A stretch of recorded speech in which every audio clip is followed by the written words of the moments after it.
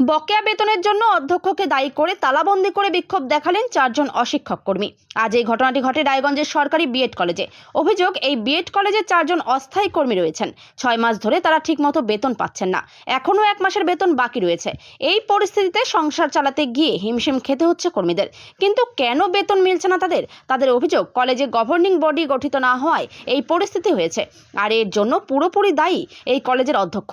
তারা জানিয়েছেন, গত কয়েক মাস আগে রাজ্য সরকারের পক্ষ থেকে গভর্নিং বডি গঠনের জন্য নির্দেশ জারি করা হয়। 2 জনকে গভর্নমেন্ট নমিনি করে পাঠানো হয়েছিল, কিন্তু অধ্যক্ষের সদিচ্ছার অভাবে সেই কমিটি আজও তৈরি হয়নি। এখন কবে কমিটি গঠন হবে, তারপর বেতন মিলবে তাদের। আগামী সোমবারের মধ্যে কমিটি গঠন না হলে অধ্যক্ষকে তারা ঢুকতে দেবেন না কলেজে, এমনটাই হুঁশিয়ারি দিয়েছেন তারা।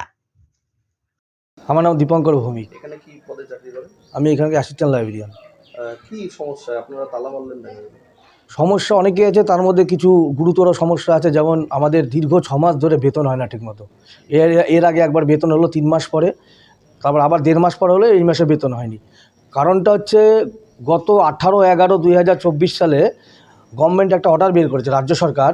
সেই অর্ডারে পরিষ্কার বলা আছে যে কলেজে গভর্নিং বডি তৈরি করতে হবে। 2 জনকে গভর্নমেন্ট নমিনি দিয়েছে, মাননীয় শ্রী প্রসূন কুমার দত্ত এবং সুবীর কুমার ধর। এই 2 জনকে গভর্নমেন্ট নমিনি করে পাঠিয়েছে রাজ্য সরকার, এবং এসডিও সাহেবকে, মাননীয় শ্রী কিংসুক মহাশয়কে কলেজের প্রেসিডেন্ট করে পাঠিয়েছে।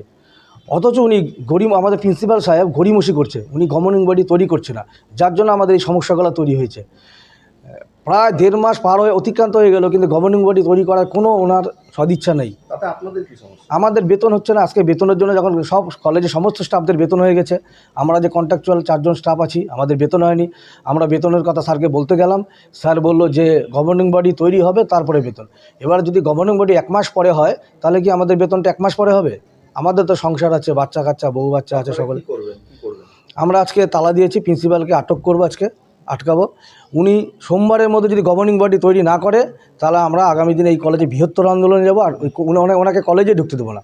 আগামী সোমবার 6 তারিখ, 6/1/2025 তারিখে গভর্নিং বডি তৈরি করতে হবে। যদি না করে, ওনাকে কলেজে আমরা ঢুকতে দেবো না। আপনারা এই 3 জন 4 জনই আছেন দেখা যাচ্ছে? হ্যাঁ, কন্ট্রাকচুয়াল স্টাফ আমরা 4 জন আছি।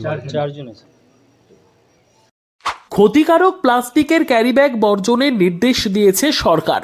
চারিদিকে চলছে সচেতনতামূলক প্রচার কর্মসূচি। রায়গঞ্জেও তার ব্যতিক্রম নেই। ক্ষতিকারক প্লাস্টিক পরিবেশকে চরমভাবে দূষিত করছে। এর থেকে নিস্তার চাই। তাহলে উপায় কি?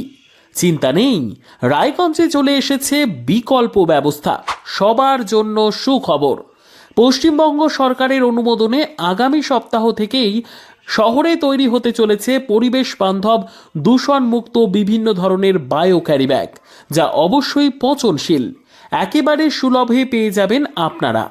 আগ্রহী বিক্রেতা ও ডিলারশিপের জন্য অতি সত্বর যোগাযোগ করুন আমাদের সাথে। আমাদের ঠিকানা ইকো ক্যারি ইন্ডাস্ট্রিজ, জেলখানা মোড়, রায়গঞ্জ, উত্তর দিনাজপুর। আমাদের মোবাইল নম্বর 7001178352 অথবা 9434171272 অথবা 8250161082 অথবা 9800217806।